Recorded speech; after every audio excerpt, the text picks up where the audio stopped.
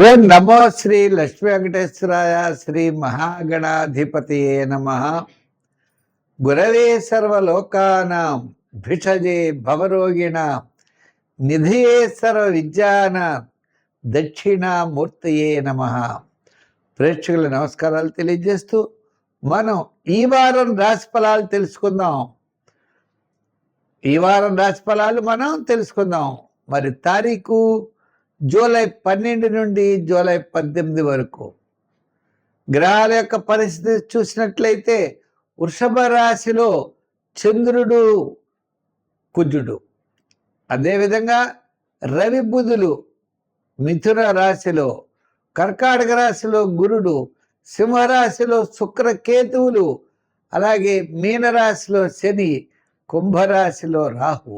అంటే చంద్రుడి యొక్క సంచారం మీకు వృషభ, మిథున, కర్కాటక, సింహరాశుల్లో ఈ వారం చంద్ర సంచారం ఉంటుంది. అయితే ఇప్పుడు మనం 12వ తారీఖు నుంచి 18వ తారీఖు వరకు అనుకున్నాం కాబట్టి ముఖ్యమైన పండుగల్లో 12వ తారీఖు మాస శివరాత్రి. ఆ రోజు తప్పనిసరిగా పగలు ఉపవాసం చేసి సాయంకాలం వేళ మరి శివ దర్శనం చేసుకుని నక్షత్రాన్ని చూసి భోజనం చేసి పగలల్లా కూడా ఉపవాసం చేయడం, శివ దర్శనం, శివాభిషేకం చాలా విశేషమైన ఫలితాన్ని ఇస్తాయి. అంటే రాత్రి చతుర్దశి ఉన్నటువంటి రోజు 12వ తారీఖు కాబట్టి మాస శివరాత్రి వచ్చింది. ఇంకా సావిత్రి వ్రతము అని 14వ తారీఖు సావిత్రి వ్రతం అని ఒకటి ఉంది. ఈ సావిత్రి వ్రతం మరి వివాహం కానిటువంటి స్త్రీలు కూడా ఈ సావిత్రీ దేవిని పూజిస్తూ ఉంటారు. ఇంకా తర్వాత 12 తర్వాత మనకి 14 సావిత్రి వ్రతము, 15వ తారీఖు గురుమూఢమి ప్రారంభం. అంటే గురుడు రవి కలుస్తారన్నమాట. కర్కాటక రాశిలోకి వచ్చేస్తారు, గురుమూఢం ప్రారంభం అవుతుంది. 16వ తారీఖు మరి పూరి జగన్నాథుడి యొక్క రథయాత్ర. అవి చాలా విశేషం. జగన్నాథుడిని మనం సేవించాలి. ఆ జగన్నాథుడు మన యొక్క సమస్తమైనటువంటి సంపదలు ఇవ్వడానికి లక్ష్మీ సమేతుడై ఉంటాడు. అంచేతనే శ్రీమద్ భాగవతం అన్నాం. శ్రీమద్ భాగవతం, లక్ష్మీదేవితో కూడిన భాగవతం, భగవంతుడు ఉండాలి మనకి. ఇప్పుడు తిరుమల వెంకటేశ్వర స్వామి కూడా ఆయన వక్షస్థలం మీద లక్ష్మీదేవి ఉంటుందట, కౌస్తుభమణి. ఆ లక్ష్మీ సమేతుడై ఉంటాడు ఆయన. అంచేత అటువంటి ఆయన్ని మనం పూజించాలి. కాబట్టి జగన్నాథుణ్ణి, జగత్తు ప్లస్ నాథ జగన్నాథ, జగత్తుకి నాథుడు అంటే ఆయనే దైవము, అటువంటి వాడు. అదేవిధంగా మరి మనకి 17వ తారీఖున దక్షిణాయనం ప్రారంభం అవుతోందండి. ఇది చాలా ఇంపార్టెంట్ విషయం. అంటే మకర రాశి నుంచి కర్కాటక రాశి వరకు ఈ యొక్క ఉత్తరాయణ పుణ్యకాలం కర్కాటక రాశిలో ప్రవేశించిన వెంటనే సూర్య భగవానుడు మనకి దక్షిణాయనం ప్రారంభమవుతుంది. కాబట్టి 17వ తారీఖు నుంచి మనకి దక్షిణాయనంగా చెప్పారు. మళ్ళా ధనుర్రాశి, మకర రాశి, సంక్రాంతి వరకు ఈ కాలం అంతా కూడా ధనుర్రాశి మనం దక్షిణాయనంగా చెప్పుకోవాలి. అటువంటి విశేషం కలిగినటువంటి రోజులు. మరి ఈవేళ గ్రహాల యొక్క పరిస్థితిని అనుసరించి మనం రాశి ఫలాలు తెలుసుకుందాం. ధనుర్రాశి. ఈ ధనుర్రాశి వారికి మానసికమైన ప్రశాంత వాతావరణం ఉంటుంది. షష్ఠ స్థానంలో చంద్రుడు, సప్తమ, అష్టమ, నవమ స్థానాల్లో వార ప్రారంభం, మానసికమైన ప్రశాంతత, ఆత్మస్థైర్యం, ధైర్యం ఉంటాయి. గ్రహాలన్నీ మిశ్రమైనటువంటి ఫలితాలు కనపడుతున్నాయి. గురుడు అష్టమంలో, రాహు చతుర్థంలో, ఇలా గ్రహముల యొక్క బలం మిశ్రమంగా ఉన్నది. ఏ పని అనుకుంటే ఆ పని ఆలస్యం అవుతూ ఉంటుంది. ఇలా చేద్దాం అనుకుంటాం, ఇలా జరుగుతూ ఉంటుంది. ఆర్థికంగా కూడా మనం ఇవ్వాల్సిన వాళ్ళు గబగబా ముందుకు వస్తారు, మనకి ఇవ్వాల్సిన వాళ్ళు ఎవరో రారు. అంచేత మళ్ళీ మనం రుణం చేయవలసి వస్తూ ఉంటుంది. అంచేత ఆర్థిక వ్యవహారాల్లో చాలా నిదానంగా ముందుకు వెళ్ళడం మంచిది.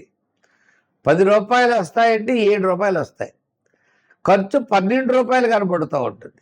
ఇదే విధమైనటువంటి స్థితిలో జాగ్రత్తలు తీసుకుంటూ ముందుకు వెళ్ళవలసిన పరిస్థితి ఉన్నది. అసంతృప్తి, చికాకు, ఎవరు ఏదో మనల్ని అంటున్నట్టు ఫీలింగు, ఎవరు అనరు కానీ అంటున్నట్టు ఫీలింగు, ఇటువంటివన్నీ కూడా కనపడతాయి. ఏదో నిప్పులు బాధలు అంటే అసంతృప్తిగా, లేజీగా, పనులు ఉత్సాహంగా చేయకుండా మనం కాలక్షేపం చేస్తూ ఉంటాం.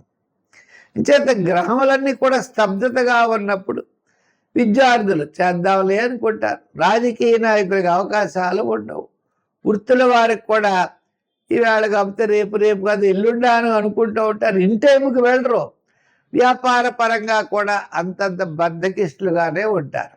అంటే మొత్తం మీద అంటే ఎందు గురించి ఇలా చెప్పాల్సి వచ్చిందంటే ఈ రాశి వారికి, ధనుర్రాశి వారికి ప్రస్తుతం అనుకూలమైన పరిస్థితులు ఎక్కడా కనపట్టలేదు. ఏదో వేళకి తిండి తింటారు. విద్యార్థులు అంతంత మాత్రంగా ఉన్నారు. రాజకీయ నాయకులు కూడా అంతే. అయితే మరి ఇటువంటి పరిస్థితుల్లో ఈ రాశి వారు మనం ఏం చేయాలి? గ్రహములు సామాన్యంగా ఉన్నప్పుడు నెగిటివ్గా మనం ఆలోచించకూడదు, పాజిటివ్గా ఆలోచించాలి. నేను చేయగలను అనే విల్ పవర్, ధైర్యం, మానసికమైన ఉత్సాహంతో ముందుకు వెళ్ళాలి. శ్రమ అయితే అవుతుంది, శ్రమలోనే ఆనందాన్ని పొందాలి.